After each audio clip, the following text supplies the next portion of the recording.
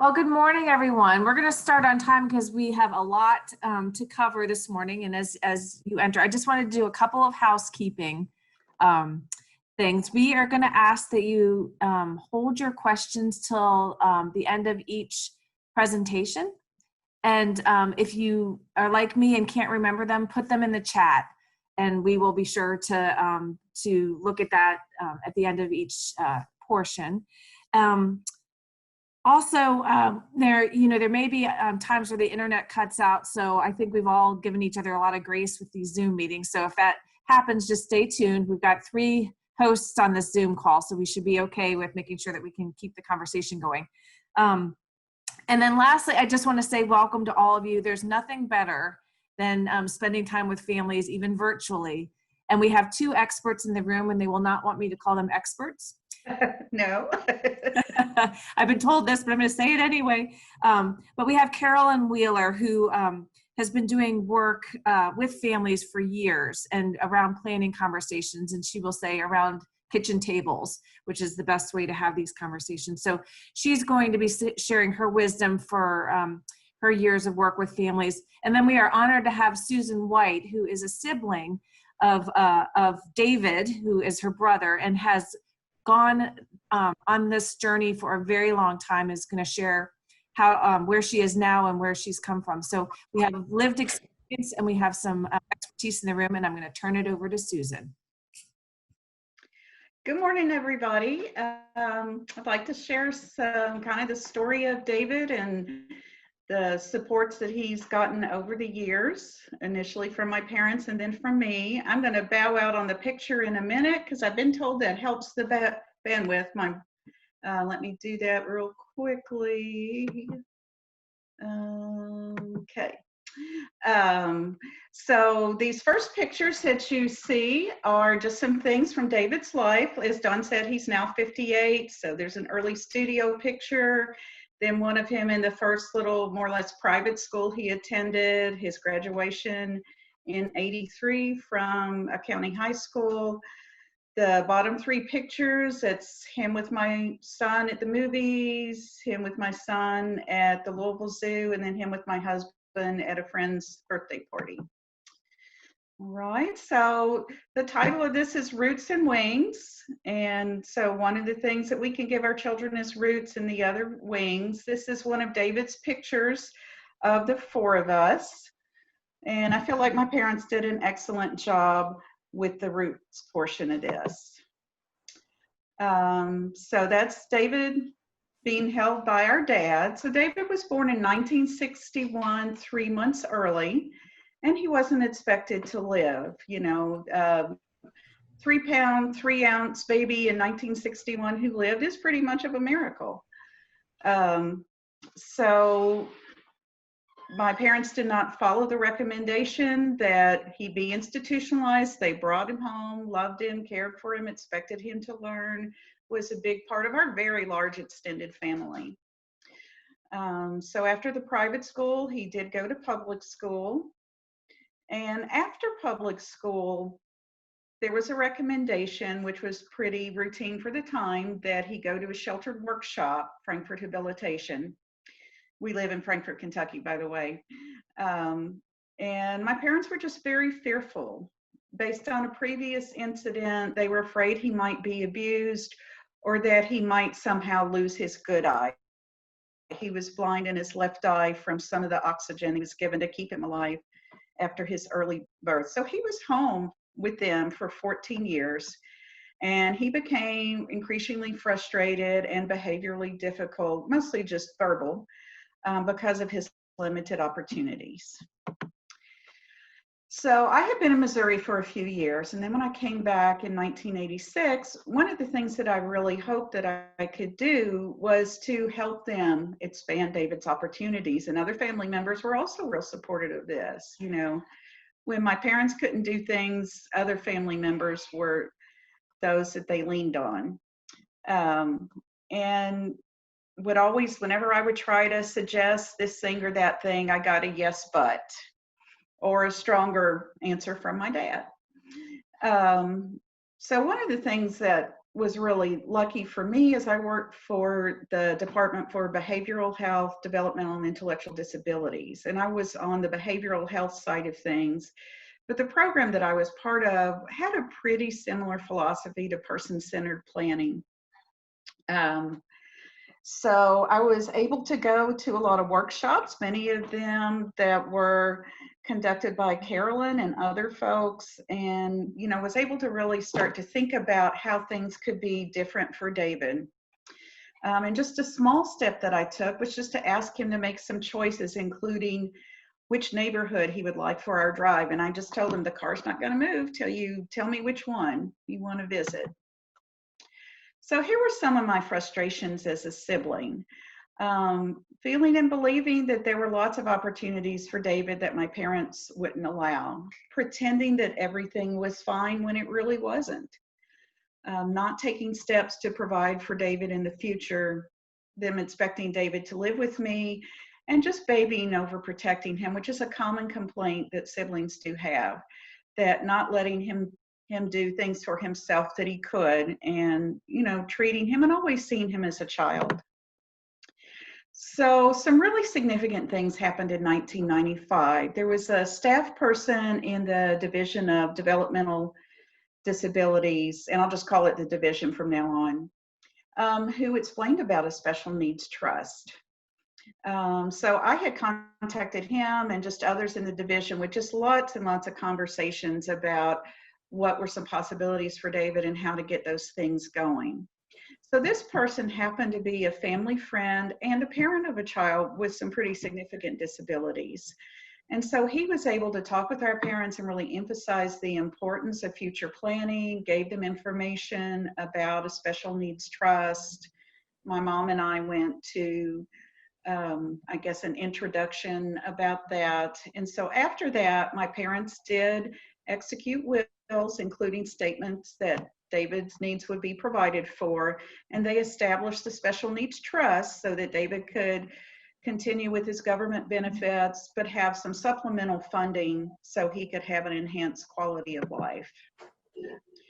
Then in April '97, our mother was diagnosed with stage 4 colon cancer, and we had lost our dad a few months before. And so things definitely had to change at that point. And even though, David's life had been the same for a long time, and, the changes at first were pretty difficult, when he was told things pretty straightforwardly, he responded remarkably well. So here's some of the first steps that I took to get David connected. I contacted our local comprehensive care center and arranged for a case manager, and she in turn arranged some testing. So by the way, he's either in the borderline or mild of intellectual disability. Some respite so he could get out in the community, out of the house, and just different things to increase his independence and choices. So based on this evaluation, he began working at the sheltered workshop. One of the things that helped a lot was shoes and clothing that David could put on by himself. His, special shoes with leg braces were being laced up, so we switched that to Velcro, and that just added a whole lot to his independence. We purchased a quad cane so he didn't have to hold on to others to move around. Again, the additional choices, and began treating David as an adult. And here were just some firsts for him. And I want to say, my mom, our mom, who was a really lovely person, was a stay-at-home mom. So she just did lots of things for us. The day I learned to do laundry was the day she dropped me off at college, because she didn't want anybody else touching her GE washer with the mini basket. So, a lot of this was just the kind of person that she was. But David learned to use a can opener. He learned to shave himself, although that's still pretty sketchy. He learned to fix his own meals in the microwave and prepare his lunch for work. Then he was able to get his shoes on by himself. He started picking out his own clothes. Some community activities included an airplane ride. We went to a week-long institute that was all about supporting people with disabilities. He was in a room by himself in a suite. I was in the next one over. He got his own camera so he could take pictures. He picked out things for his bedroom. Previously, he and my dad had shared a bedroom. So just lots of different things with different choices. And so originally I was hoping to find somebody that could do what we call now in our waiver shared living. And I wasn't able to find someone. But what we did after our mom died was my son and I moved in with him for a year until he was comfortable living by himself. And one of the things I want to say here that I might get into a little later is that things have worked out really well. But as a single parent, had my son been in an accident, had my son develop problems with drugs, we could not have done everything that we did. So, and I'm just lucky that my son is a very lovely, caring person who never complained that, you know, we needed to do this. So got to see these big changes in attitude of David, you know, moving his own idea of himself from child to adult. So about a month after our mom died, I asked David if he was lonely because, you know, he'd rarely been left alone an hour before. And this will probably, you'll probably hear my voice choke up. It makes me cry every time. He said, "No, I'm big now." Oh, so that just helped me realize that his whole concept of himself had changed. So these are things that are pretty current. He's been in our family home where he's lived since he was 2 for the last 22 years. The trust fund has enabled different vacations, Kentucky Kingdom, Dollywood, Branson, Corvette Museum. And then I think I mentioned earlier, David loves cars, so he's been to car shows. He's visited zoos and other museums and attended a lot of music concerts. He's a big country music fan. So then we moved from sheltered workshop to supported employment, and that's David in his office. And you can see that he's wearing an ID tag. So just things sort of developed, and he began working as a receptionist at the same division where my husband and I work. He is very responsible in his job, and one of the things, just to quickly say about this, is this takes advantage of his unique abilities. He is someone who very much wants to be helpful to others. And also, he has got a phenomenal memory. If somebody tells him where they're going and then he gets asked later, he would remember that. He basically would memorize everybody's schedules. So this particular job really took advantage of his talents. The first year, they gave a party for him. And he also received a county award, Franklin County Award, as Administrative Assistant of the Year, and was recognized for that. So at the bottom of this slide, I've shared that some things are different because of COVID, but right before COVID, here was what was going on. Again, the part-time work as a receptionist, and he would get a ride twice a day. Again, rides are pretty important. He's very involved in his church, and you know, they treat him and respect him as another adult. That's a really significant part of his life that has continued within maintaining contact with him. He was going out with a community support person twice a month. Again, that's on hold for now. He likes to write cards and letters and keep in touch with friends and family. That's a big part of his life. You know, previously, again, frequent invitations to go out to eat. And currently, my husband and I get together with him about 3 times a week to share a meal. David likes doing as much housework and laundry as he can. He does need some occasional help for kind of the deeper cleaning because of eyesight and the leg braces. He loves listening to music and watching TV. And he's really good on the computer. He can, if you ask him to look something up, he can get to it real quickly. He's learned to watch lots of things through YouTube. So here are some of the supports that I provide with help from my husband and son. And, you know, may I say my husband is world's best brother-in-law, and my son is also very caring and is the future for us, for David, if David outlives us. So I manage his SSDI funds and the Special Needs Trust. We buy the groceries with a list that David develops, pay the bills, provide and coordinate transportation for appointments. Like yesterday, he got his new glasses. Friday, he's going to the dentist. Shop for any special items, help some with grooming chores. He tends to go back and forth on the razor in the same spot. Just look for new opportunities for him and encourage him and provide necessary education. So here are some of my hints based on my experience. And I'm also a part of SibNet, which is a Facebook group for siblings of people with disabilities. So I see these kind of things shared there also.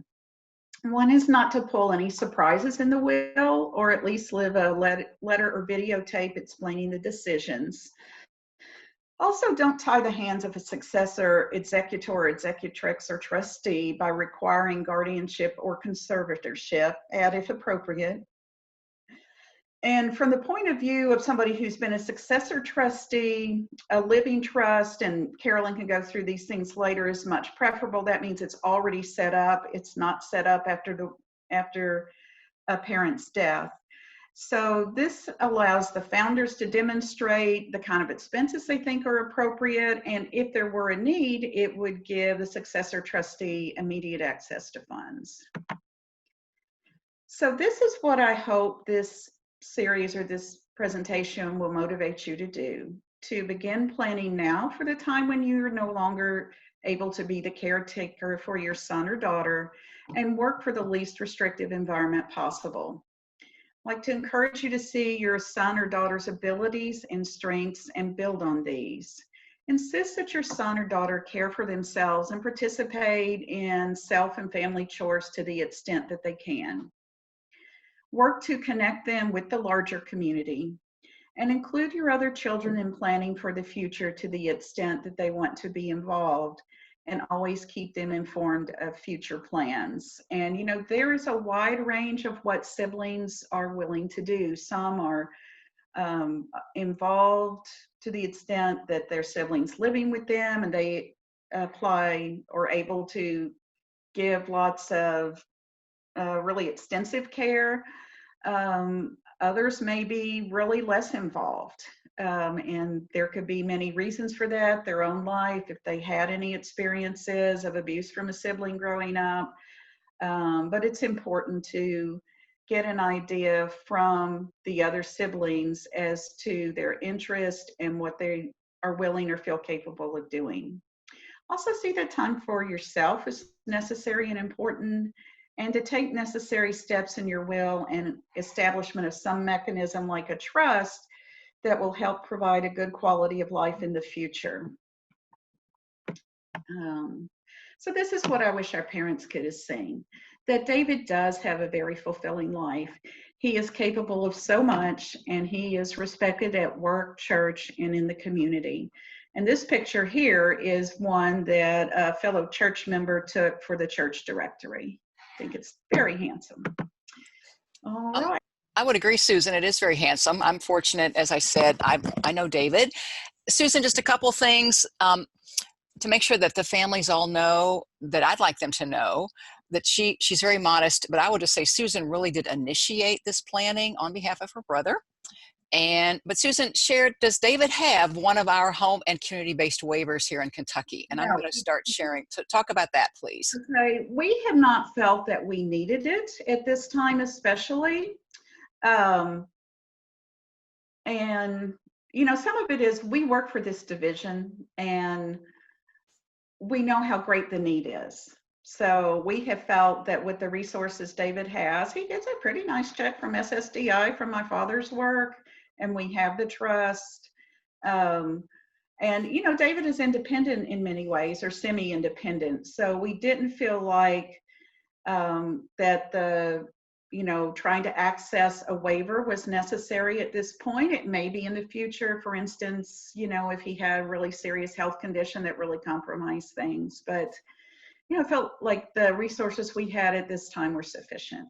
And then also, Susan, how long have your parents been deceased? Dad died in 96 and mom in 97. So this is... It was like mid-30s then. So just to let people know, this is over 20 years. But Susan has outlived Susan and David have both outlived your parents by over 20 years at this point. Yes. Okay, so if you have other questions, I'm just going to see, there we go. I like to see the little green thing around my screen to know that I'm sharing. So if you have other questions for Susan, please feel free to type them in the chat box and we'll come back to them. I think we'll have some time at the end. So I'm Carolyn Wheeler, and Dawn, or I don't see, I can't see you, but just if you can unmute yourself and make sure you are seeing my screen. We are. Okay, thank you.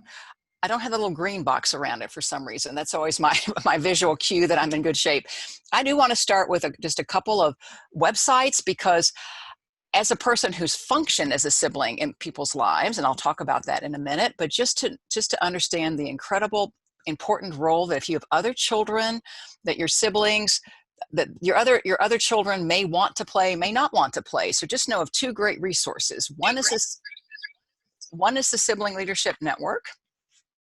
And you can join by join. It's free. It's for anyone. You don't have to be a sibling. It's for family members. I'm a member. Susan actually spoke at the national conference that was in Louisville back in 2010 as part of a panel presentation. But if you do have if you have adults, they're adults, you have other adult children, please share this with them and help them to get connected. And then Susan talked about SibNet. So it's the Sibling Support Project that then SibNet comes out of. This actually has resources for children of all ages. The Sibling Leadership Network is really focused on adult siblings, and then the Sibling Support Project is siblings of all ages. So I'm going to minimize that and open up my PowerPoint and start sharing. And I may need to stop share, open the PowerPoint, and then reshare.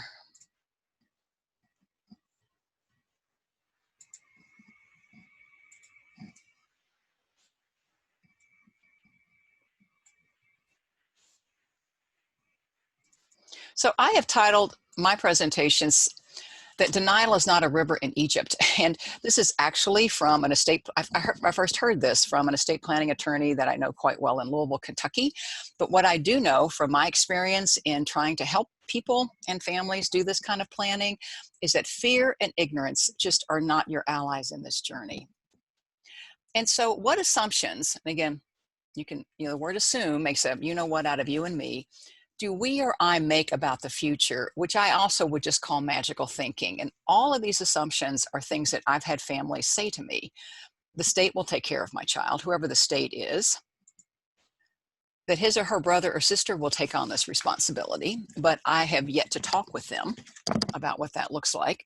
I actually had a sister come up to me at one of the very first presentations that I did on this topic and say to me that her parents willed her brother to him. Her brother to her. And I thought, well, I'd like to meet that attorney. You can't will people to people, but obviously they'd done something that had, without her, and her brother was living with her and she loves her brother. But, again, I really love what you said, Susan, about not springing things on people. She had a family, she had a job, and just the complexity of all of that, that if there had been planning done, that probably could have happened even before parents died, and it would have just been much better for everyone. That no one can care about my child except me. Well, I would say that no one will ever love your child as much as you do, but it's just not it's not true that no one else can care about your child. And in fact, I am blessed to know, again, many adult siblings, even people also like myself, who've taken on a voluntary basis, a very significant role in people's lives. So I just can say that's, again, they're not going to love them as much, but there are people who can care. This notion, and this to me is real magical thinking. I worked for one of what would be analogous to Hamilton County's Developmental Services Office here in the late 80s in Jefferson County in Louisville, and really just met lots of families who just somehow thought they could call our office. It was like a 1-800, like 1-800 Get a Life. I would get calls, usually the Wednesday before Thanksgiving, that my mother's died, where can I take my brother with Down syndrome? As if there is a place out there. And so this is not like 1-800 Holiday Inn. There just has to be planning. And actually there is no perfect place. There will always be problems. And I have had more than one parent look me in the eye and say this: I'm going to live one day longer than my child. Now that, again, this is fueled by love, but it's also fueled by fear. And fear, again, is not our ally in this journey of life. So we've already met Susan. I've shown you those 2 websites, but also want you to know that according to, I found this on some website somewhere, but that over 5 million people have assumed or expect to assume responsibility for, quote, a dependent sibling. Usually that's going to mean a sibling with a disability, and that number is going to grow as baby boomers age. And again, what that responsibility means isn't necessarily, as with Susan's illustration, or even the ones I'll talk about, the person's going to live with that person. This is a direct quote from a sibling. With my sibling, I have absolutely no authority, but I will face all of the consequences of my parents' decisions. And that for sure is true. I have actually organized a Kentucky chapter of the Sibling Leadership Network here in Kentucky, and had siblings do a presentation at our recent Arc of Kentucky conference. And this isn't exactly what one of the siblings said, but she finally said to her mom, "We have to talk about this. I don't know what the answer is, but we have to talk about it, and we have to figure it out." And then lastly, again, as Susan's illustration points out, that siblings will outlive their parents by 20 to 30 years. And it is actually the sibling relationship, again, most likely, and things can happen, but it's most likely the longest relationship that family member with a disability will have. So in my experience, I have identified, and this isn't just experience actually, I'm like Susan. I went to a lot of trainings, been to a lot of workshops. I was very, very fortunate in the late 90s to hear a man by the name of Alec Mansky, whom I know, Don, you all have had speak in Ohio from an organization called Planned Lifetime Advocacy Network. I heard Al and Vicki speak at an Arc of Kentucky conference in the 90s. And it just was like, this is really from them. Because I had heard lots of attorneys talk about the special needs trust, but I kept thinking, there is more to it than this. I mean, there's just more you need to figure out. And there's Barb. Hi, Barb. Hi, Barb. You can chime in. But there's just more to it than just, yeah, you do need, most likely, a supplemental needs trust. And we need to figure out kind of the spokesperson issue. But it is much more about these things. And so their book, Safe and Secure, I read their book on a flight to Vancouver in 1999 with Marie Allison, whom I'm sure you know, Susan, who's a parent whom I've journeyed with now for, I don't know, 30 years, at least 25, to figure out and learn about Plan. And so their book, Safe and Secure, I'll type their website into the chat box in a bit, but in any event has just really, really informed me personally and professionally. So these are the 5 major areas that you need that really will require action and intention on your part. And so then I take each of these 5 and I'm going to distill them into 10 questions. And this comes from this is my 40th year. I have been a voluntary guardian since 1980 for 3 different adults with intellectual and developmental disabilities who had no family. And then I also was power of attorney. I was a power of attorney for 4 family members, sometimes simultaneously during this time. And so Susan pointed this out, but I'm going to put the vision questions as 2. It's, what is your vision for yourself and your spouse? And Susan said very clearly that, her vision for herself was really probably not to live with David, at least not forever. And for the 3 people for whom I've had that role, I've never lived with them.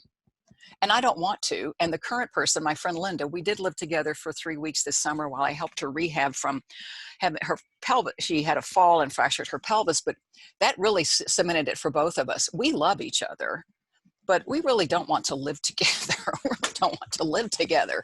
But I have made sure that all of them have had a good life. And then what is your vision for your loved one, and to whom somebody needs to have a legal, and I put that in bold print, all of the people that I've been able to do something for. Now, Susan is a sibling. I know that she's also a conservator, but there's going to need to be usually a legal role, and I'm going to advocate for power of attorney over guardianship when possible, where you can take action on someone's behalf and you have legitimacy in doing so. Then the next series of questions have to do with money. And again, money for your vision, and then money for your loved one's vision. And I separate these out because so often families somehow think money can be spent twice. So you have to think about, have you thought about like how long are you going to live? And that retirement account that you somehow think is going to fund that supplemental needs trust, it may be gone. It just may be gone. So again, it's the vision and then the money, but again, around around two sets of people. And again, my 40 years. So then it's where. So where's the money going to come from? For you? And then where's the money going to come from to support the vision of your loved one? So Susan's family, fortunately, the vision was shared that David would most likely at least stay in the family home after their parents passed. But then there was money to make that happen. David's situation for the last 20 years has been supported by his money and his family's money. There isn't government money involved in that situation, as there is for many people. And my experience has been there are three pots of money: the person's money, the family's money, and the government's money, and you need at least two of them. And I have worked with families who now also have three of them, and that also works extremely well. But in my experience, I don't have any money, and the folks I've helped, it's been their money and usually public funding that has helped to create the good life that they have. And then people. So vision, money, people. So again, in your life, who are going to take on certain roles? So Susan, at one time you had roles regarding helping your parents and also David, but there may have been other people. I don't know if your others, don't chime in, David, because I kind of know the answer to this, but were there other siblings who were involved, or are there other family members? It's just, who is it that's going to help you? And then who is it that's going to help then your loved one during perhaps your lifetime, as well as when you are no longer able because of your own perhaps incapacity, which is hard to think about, but is possible. And then when you are deceased. And then lastly, with my 40 years of figuring things out, there are legal mechanisms, but don't start with this: I am saving you money. You do not go to meet with the attorney until you have the vision, the money, and the people figured out. Because an attorney cannot write, create, craft documents without being able to name the names of people, and usually, and their addresses typically, to take on certain critical roles. And this has been true for my family members, for myself, like if I die tonight, it is in place. It's been in place for a really long time. But if I die tonight, I have all of this in place for myself. If my friend, and for both my family, but also for my friend Linda, for whom I'm currently a power of attorney. So I've got all of these legal mechanisms, they are in place. So let's talk a minute about vision. Now, after I do the presentation, I probably will have some time to show you these websites. I'm also planning to send Dawn a PDF version of the PowerPoint so you can go to all the websites. I know in Ohio that our counterpart, I work for the University Center of Excellence in Disabilities, as does Susan, we're employed by rather. Here in Kentucky, you have a counterpart in Ohio at Cincinnati's Children's Hospital and at Nisonger Center. And by the way, my mother worked at Nisonger Center before it was Nisonger Center, because I graduated from Upper Arlington High School outside of Columbus in 1971. In any event, these life course tools, you all are really embedding this into much of your work in Ohio, which is very exciting to me. I'm working on getting things going here in Kentucky. Then you also have your Family Resource Network of Ohio. So if you're not familiar with the Family Resource Network of Ohio, I actually had a free consultation from Celia yesterday about some of the life course tools because I'm learning about them. Please go to their website, find out about those opportunities, and those of you, and you may be involved with them, but if you're not, please do. So vision. So again, I'm going to look at, so these are the first two of the 10 questions. It's what does a good life look like for you? So it's where will you live as you age? And I know this may be hard. I don't know you all. There may be a lot of young parents on here, but again, it's looking out toward the future. But at some point you're going to have to face again, where will you live and what will your needs look like? What happens? And so Susan's stories illustrates this. What happens when one parent needs help due to age or illness, and her illustrates because her dad died. And that's actually often when families who haven't done anything will do something. It's when one parent dies. So for those of you who are here today, I'm assuming you've been involved with the Futures Now project. You're not waiting until that happens. That is so wise. Again, the proactivity around this, you'll have lots more options and choices if you start sooner rather than later. And then what's that good life look like for your family member? So again, if you have a 6-year-old child, he or she is going to live with you now. But what about in the future? Or what if something did happen to both parents? But what is your vision as that 6-year-old grows to be the 10-year-old, the 15-year-old, the 18-year-old? Again, you may just right now be getting through the day, but at some point, it's like thinking about where will they live in the future? And if they're gonna, again, Ohio again, Dawn, Susan, I'm very envious, but you all have this amazing website you've created about lots of different options, you know, where parents may build an addition onto their house. It may be the lower level. It may be the family home. It may be some shared living arrangement or option through one of your waivers. But you all, and actually in Kentucky, a colleague, Hopefully Dittmeyer, her organization was working on building something like that for Kentucky, and I think the funding has gone away. But in any event, just know that you have that resource, and Don, you could probably even put that in the chat box, that website you all have developed. And then what will a meaningful day look like now?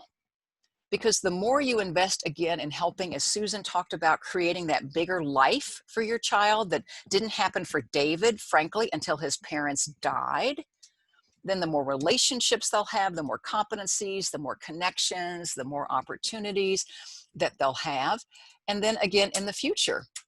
So my journey with my friend Linda right now has been over 17 years. I was her brother's actual guardian for 16. He passed, and then I took it on for Linda in 2003.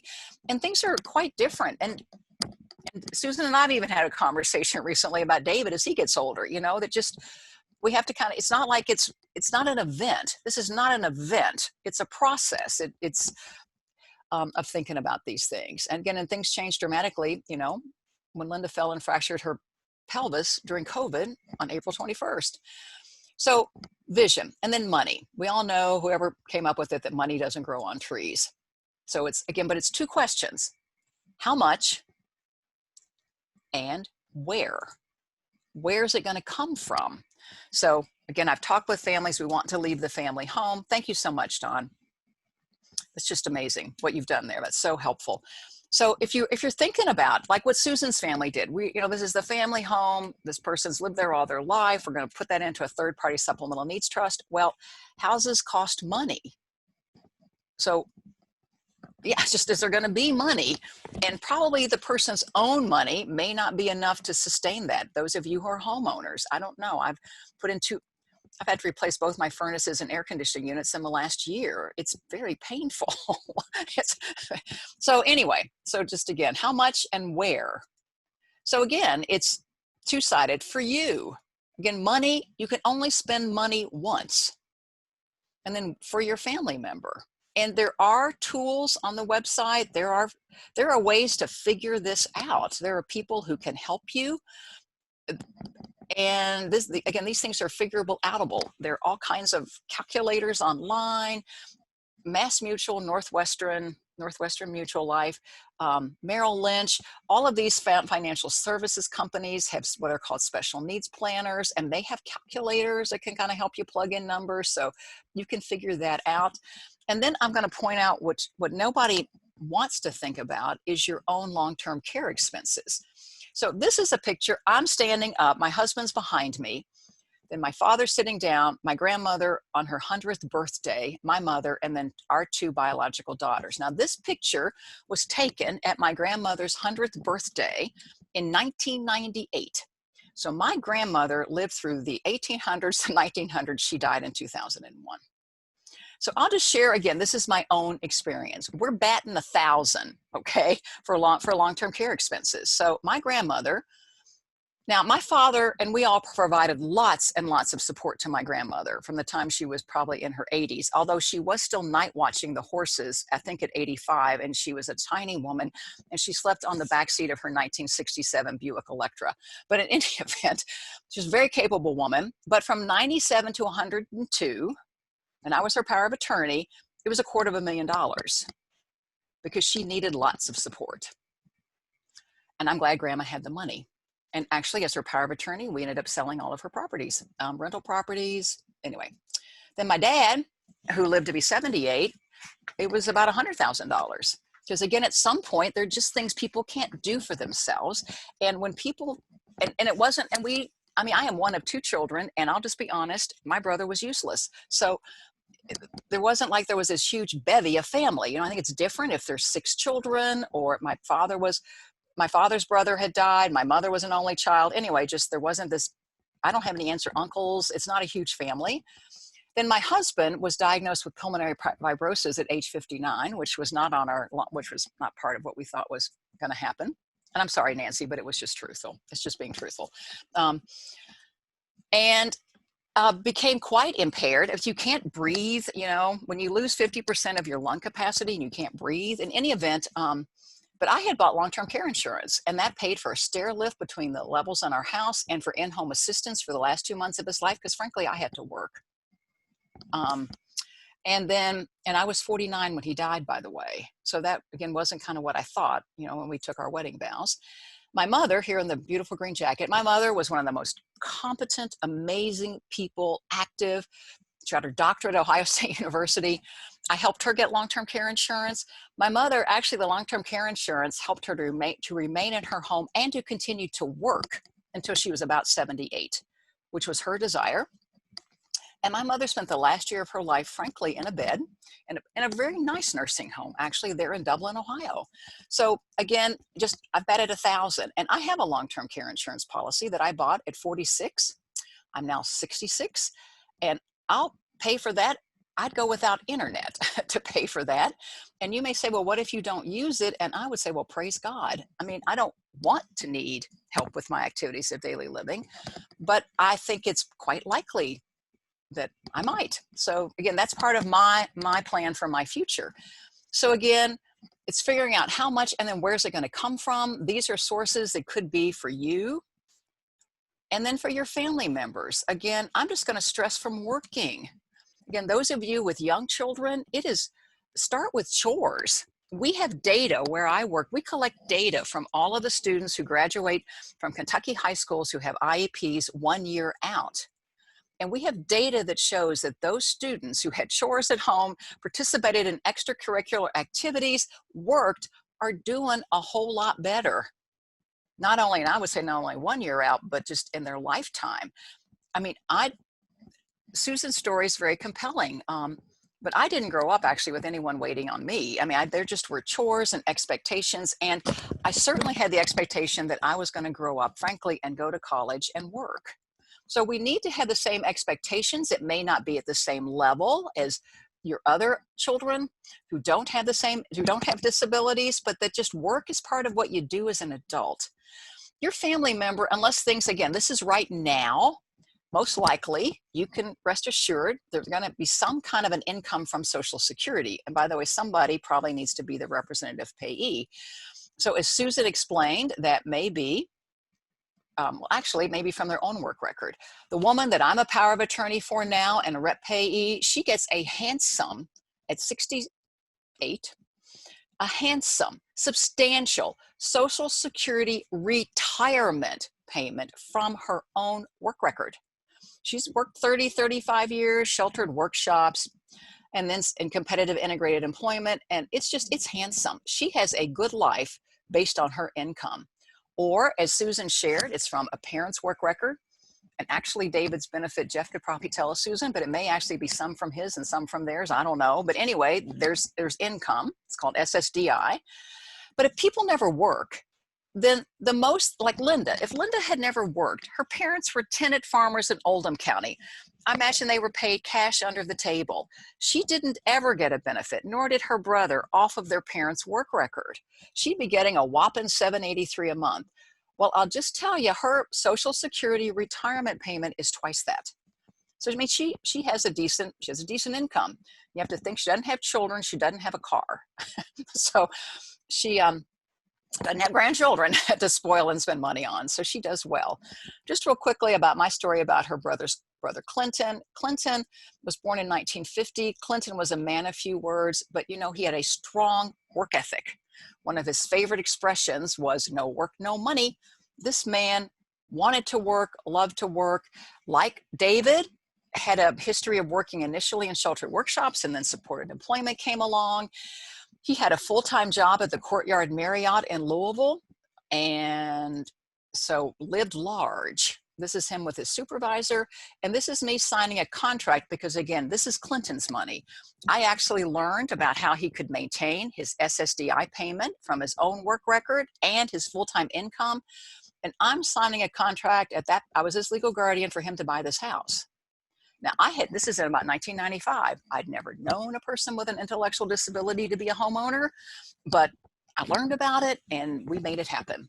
So just lots of things are possible. So just know that October is actually National Disability Employment Awareness Month, that just employment and maintaining eligibility for public benefits is very possible. This website, Choose Work, can tell you more. I bet what you're learning in the Future Is Now can tell you more. And then I know I don't have much longer. I just have too much material. So I'm just going to put all this up here. The role of insurance in your planning to me is just critical. Life insurance is the best way to fund a supplemental needs trust, unless you have lots of money. And buying life insurance, there's actually a kind of policy that can be on both mom and dad's life. It's less expensive and it can fund. It doesn't pay until both parents are gone, and then it would fund the trust. But if you have it, do you know what you have? Do you know if it's term or permanent? Do you know who the beneficiary is? Do you know who the secondary beneficiary is? And it is not your agent's responsibility to do that for you. It's yours. And you have to plan for long-term care expenses. And this website is it's from the Administration on Community Living. If I have time, I'll show it. It's excellent. It will debunk the myths that you have. I also had someone say to me once, well, my parents both died of a heart attack and that's how I'm going to die. I mean, I just find that's actually amusing, but it's scary. I mean, you don't know how long you're going to live. None of us knows how we're going to die. So again, long-term care can derail everything. And people say, well, long-term care insurance is expensive. And I would just say it's a lot less expensive than the cost of care. I mean, my mother in Dublin, Ohio, she died 10 years ago. I mean, I don't know, it was $5,000 or $6,000 a month then. She had a nice private room. Well, her long-term care insurance didn't cost $5,000 a month, the premium. So again, learn. I just want you to learn about the role that these things can play in your life. And then also they're now hybrid life and long-term care insurance policies. Learn about ABLE accounts. So Ohio, you can go to the National Resource Center. Ohio is the leader, in my opinion. You all had the first ABLE program in the nation, and Kentucky were part of you. And I have Stable Kentucky because I had that logo. We are fortunate that our treasurer knew your treasurer, and so we are part of the Ohio program. If you don't know about ABLE accounts, learn about them, because I don't have time to talk about them today, but they're an amazing way to save for the future as well as for now. So again, and then public funding.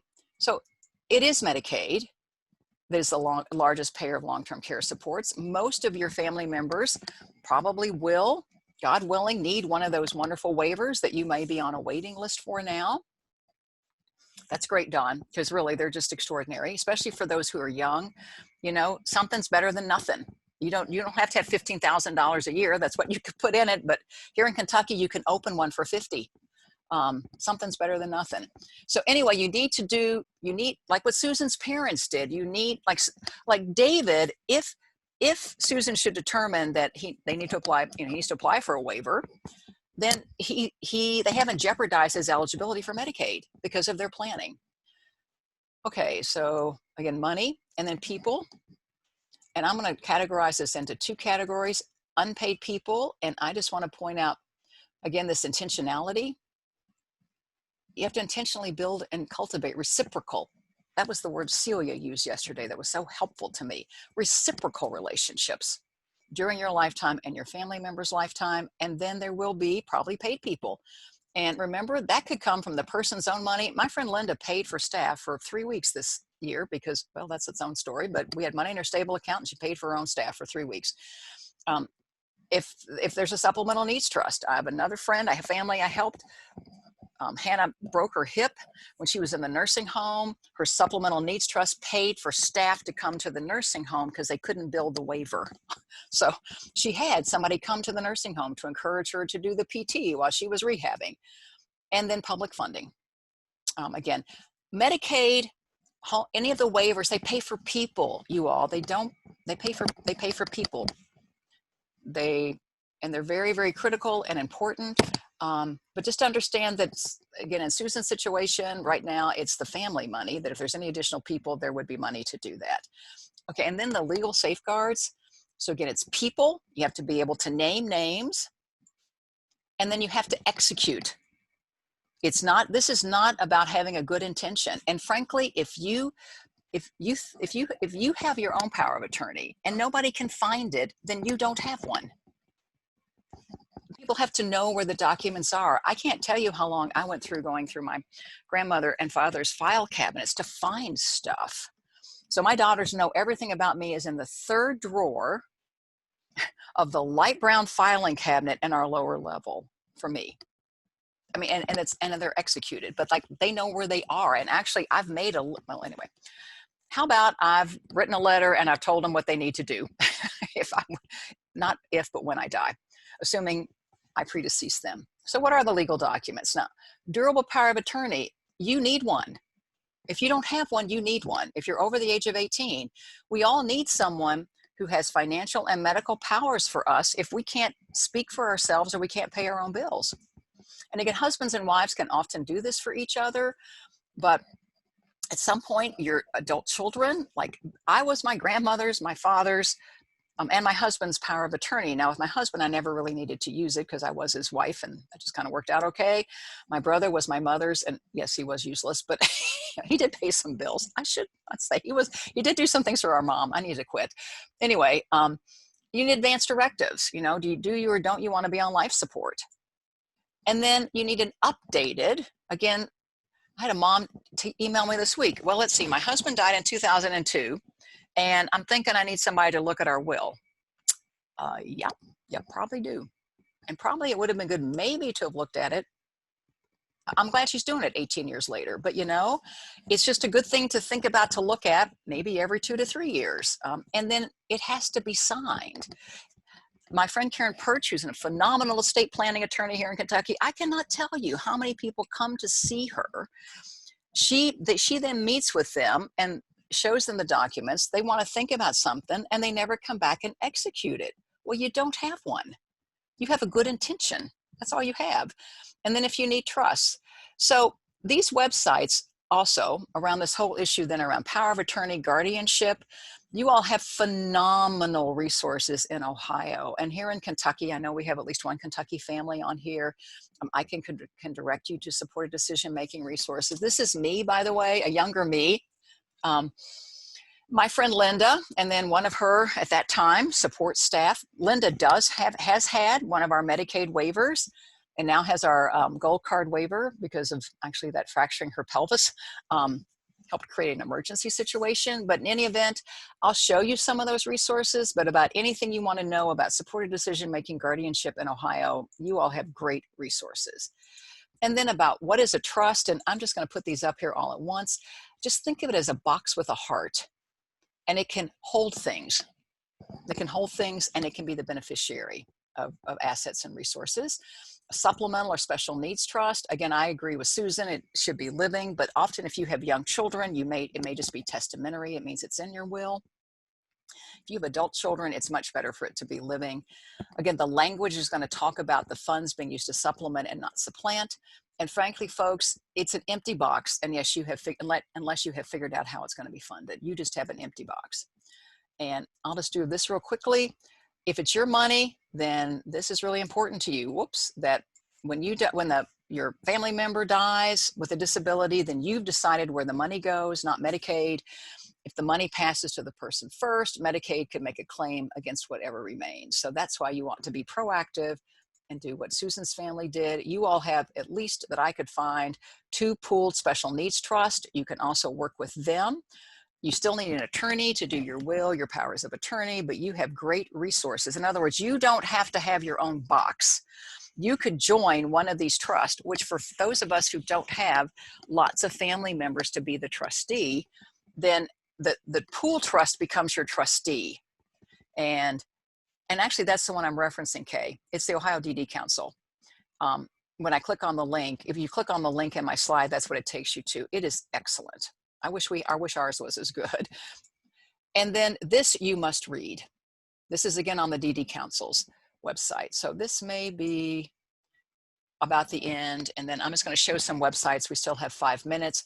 I bet, Don, somewhere you all have a list of qualified estate planning attorneys. If you don't, just go to the Academy of Special Needs Planners or Special Needs Alliance, and you will find attorneys that are very competent in this arena. And frankly, when it comes to this, I want competence over caring. You want a competent attorney. It's great if they care, but I'll take competence over caring. So I'm going to show some websites. If you all want to type some questions, if you have any, we've got at least 5 minutes.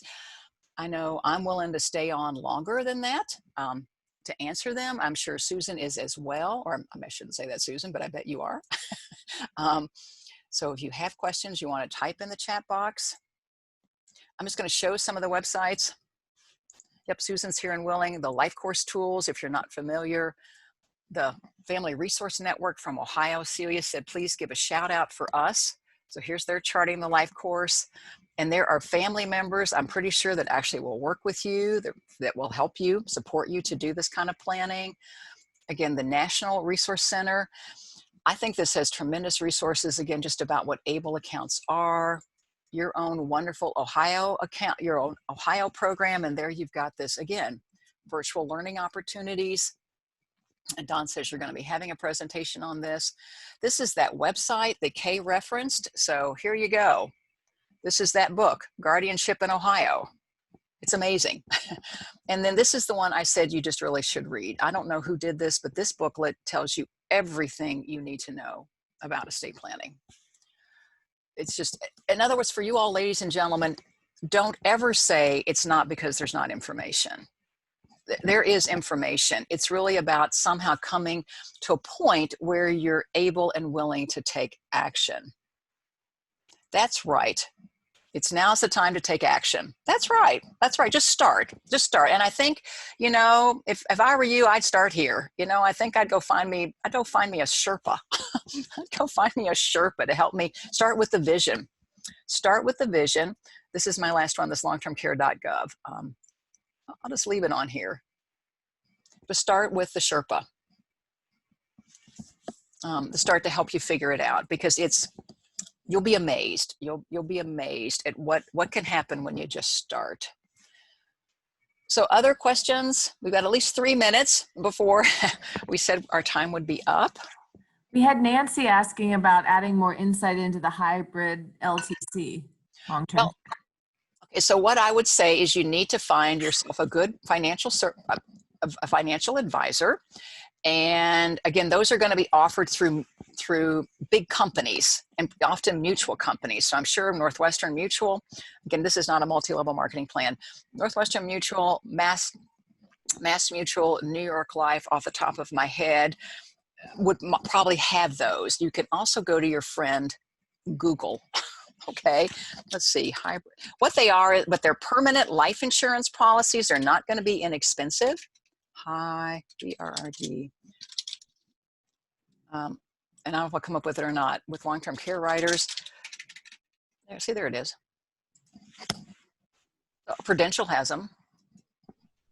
So just, you know, just Google it. So you need to find yourself. Oh, actually, I am a licensed insurance producer, so I'll just stay here. I don't sell it anymore, but I am still a licensed person, and I actually have a small book of business, primarily of families with special needs, that I've helped do this kind of planning. But I would recommend, again, Northwestern and Mass Mutual and MetLife used to, don't know if they do, Merrill Lynch, all actually do have special needs planners. And you can go to their website and find someone. And the author of the book, let me just take you to that website, Nancy. This is just, again, I sigh, plan.ca. I am so grateful for where I live, but I do look with envy at what other places have. So it's the Plan Lifetime Advocacy Network. And so I'm pretty sure you may still be able to get the book off this website. So the book is called Safe and Secure, or look on Amazon. The authors are Al Edmansky, Vicki Kamak, and John Collins.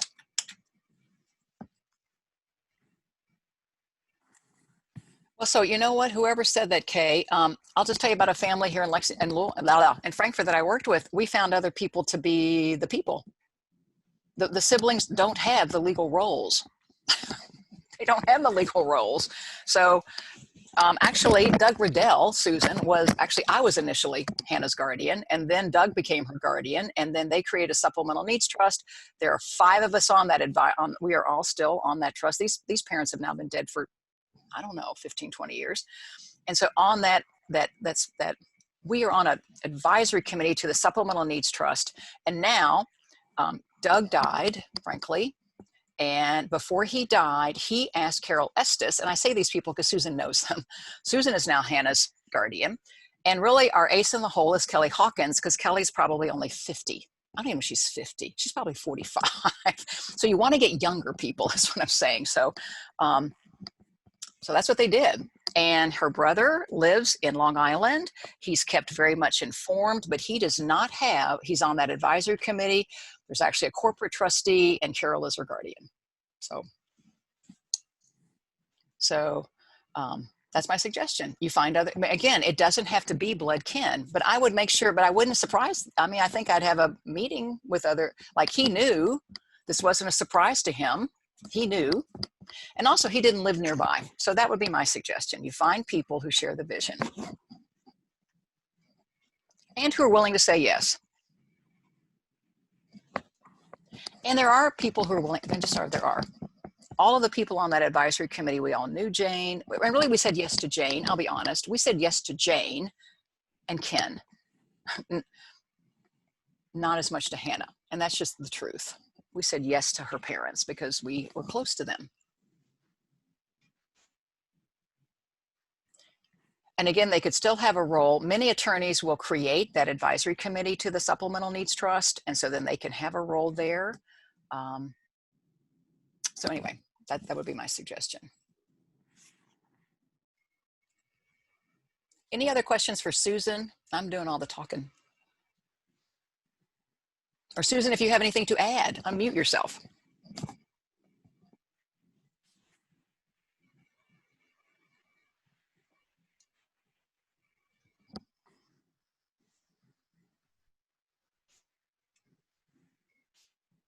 She says she can't think of anything but open to questions.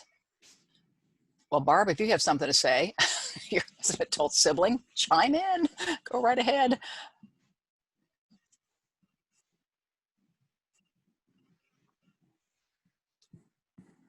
Well, I will say that we'll be following up with the email with this PowerPoint and with all these links that you went through. They're so helpful. Thank you for putting them all in one place. It can be overwhelming. Yes. Getting to the right resources. So that's super helpful. And I love the Sherpa idea because it's a good image and a good way to start too. If you're feeling that a lot of times families will say this is just also overwhelming. Yeah, there we go. Yes. One is feeling overwhelmed. Are there people that sit down and help you with all of this if one is feeling overwhelmed? Well, here's where I would go, Monica. I would go here. I just would go here, and I would, I don't know if you have Celia's email you can give to people. I can send it to you, Dawn, to send out.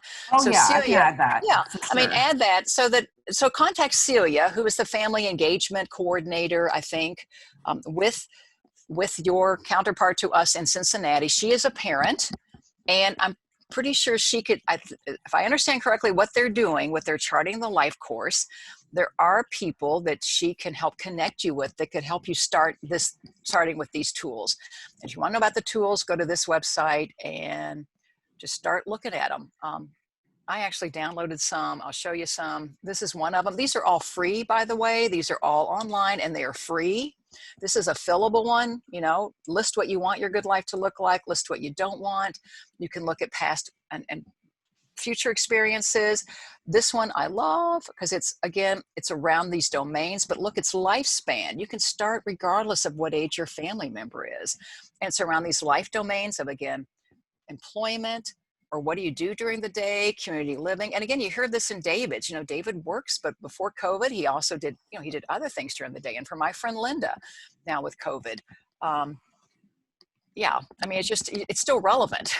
It's still relevant. And then just social and spirituality, healthy living, guardianship's not the only option to explore. So, and then this wonderful star, again, probably Celia literally yesterday gave me like about 45 minutes of her time. Celia had probably explained to you about these, but again, how you use this star. So you have awesome people there in Ohio. And I can send it to you, Dawn. I just won't open my email. It's embarrassing. So I'm not going to share my screen and open my email. I get that. I'm sort of having the same problem here. But yeah, I hope you're seeing my Charting the Life course, right? Yes. We are. Mm-hmm. Okay, good. I always want to make sure. We also have a wonderful family engagement coordinator that works with DD Services. So we have there you go. Plenty of experts of kind of personal contacts to actually sit in your living room like you do, Carolyn, in Kentucky. So virtually now, but. And then I would look, and even if you say, I don't have any money, the people who do this work in the financial services arena, they will meet with you, even if you don't, they'll just at least they won't charge you. I mean, here in Kentucky, we have, Nick Wallace is actually with Northwestern. He's a sibling. I was with Mass Mutual, but I could point you. I bet there are people you could get pointed to they'll at least sit with you and give you an initial consultation, and they won't charge you anything. Yeah. Okay. So, and attorneys typically will, I'm going to go back to this one. I did not drill down through all of this to see, but this is just incredible. Look, it's written by attorneys. I mean, it was revised June of this year, but I don't know if they give you names of attorneys, but look at all this good stuff. So I would suggest you start here. I mean, look, these are all hyperlinks. Oh, this is so good. I'm sorry, I'm just so envy. Now that I have all these, I'm just going to share them with people in Kentucky, Dawn. I mean, really, just because your waivers are called something different, it's still all this, Medicaid is Medicaid. And then about stable accounts, final thoughts. So, there are just really good people that do this work, and many of them are siblings. There you go. Thank you, Barb. Logan Phillips. And I bet Barb, you know attorneys, or I bet your Arc of Ohio. I mean, just get connected.